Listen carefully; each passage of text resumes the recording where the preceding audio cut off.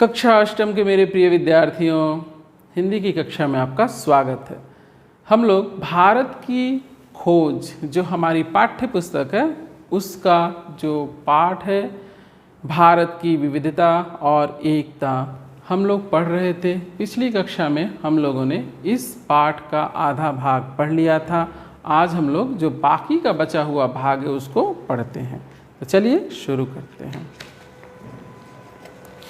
किसी एक देशीय समूह में चाहे वे कितने घनिष्ठ रूप से एक दूसरे से जुड़े हो, छोटी बड़ी भिन्नताएं हमेशा देखी जा सकती हैं। आप एक समूह में भी रह के भिन्नता आप में देखी जा सकती है। लेखक ऐसा कह रहे हैं कि एक साथ रहने वाले लोगों में भी भिन्नता होती है। उस समूह की मूल एकता तब प्रकट होती है जब उसकी तुलना किसी अन्य देशीय समूह से की जाती है। कब प्रकट होती है? जब उसकी तुलना दूसरे लोगों से की जाती है, दूसरे समूह से की जाती है, तब उस समूह की एकता प्रकट होती है।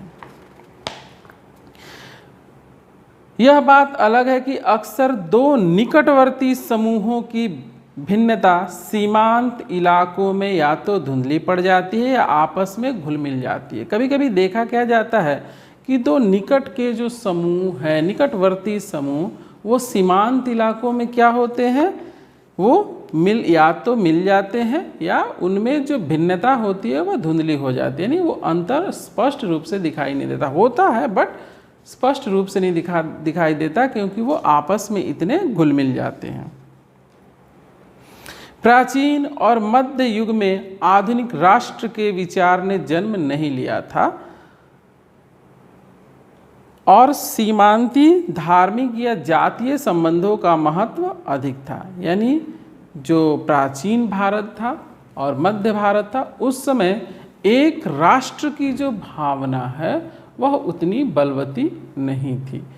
तो क्या हुआ कि जो वहाँ के सीमांती थे, यानी सीमांचल के जो लोग थे, उनमें धार्मिक और जातीय संबंधों में हमें अंतर और महत्व दिखाई देता है। फिर भी मेरा विचार है कि ज्ञात इतिहास में किसी भी समय एक भारतवासी भारत के किसी भी हिस्से में अपने ही घर की सी अकेलेपन की अनुभूति करता था, जबकि किसी भी दूसरे देश में पहुंचकर वह अजनबीपन और परदेसी महसूस करता था। भारत के किसी भी हिस्से में रहने वाला उस समय का व्यक्ति अगर वह किसी भी भाग में जाए तो वह क्या करता था? घर में ही अकेलेपन की अनुभूति करता था। लेकिन जब वह बाहर जाता था, इस देश को छोड़कर दूसरे देश में जाता था, तो वहाँ वह अजनबीपन महसूस करता था। उन देशों में जाकर जिन्होंने कुछ दूर तक उसकी संस्कृति या धर्म को अपना लिया, उसे अजनबीपन का बोध निश्चित ही कम होता था। यानी कुछ लोगों ने क्या किया, उन देशों में गए और वहीं के जो धर्म है, वहीं की जो संस्कृति है, उसको ग्रहण कर लिया, उसकी अच्छाइयों से आकृष्ट होकर उसको ग्रहण कर लिया, जिससे उनका जो अजनबीपन है वह बहुत हद तक कम हो गया। वे लोग जो किसी गैर भारतीय धर्म को मानने वाले थे या भारत में आकर यहीं बस गए, कुछ ही पीढ़ियों के गुजरने के दौरान स्पष्ट रूप से भारतीय हो गए, जैसे यहूदी, पारसी और मुसलमान। ये पूर्णतः भारतीय हो गए। इन पर भारतीयता की स्पष्ट झलक हमें देखने को मिलती है। जिन भारतीयों ने इन धर्मों को स्वीकार कर लिया, वे भी धर्म परिवर्तन के बावजूद भारतीय बने रहे। अर्थात ये जो यहूदी, पारसी और मुसलमान, ये धर्म को ग्रहण करने वाले लोग क्या रहे? ये इन्होंने धर्म तो भले ही अलग ग्रहण किया, परंतु ये मूल रूप से परिवर्तित नहीं हुआ। अर्थात इनका जो भीतर का तत्व था वह परिवर्तन नहीं हुआ, वह भारतीय ही रहा। आज जब राष्ट्रीयतावाद की अवधारणा कहीं अधिक विकसित हो गई है, विदेशों में भारतीय अनिवार्य रूप से एक राष्ट्रीय समुदाय बनाकर विभिन्न कारणों से एकजुट होकर रहते हैं। भले ही उनमें भीतरी मतभेद हो, एक हिंदुस्तानी ईसाई कहीं भी जाए उसे हिंदुस्तानी ही माना जाता है।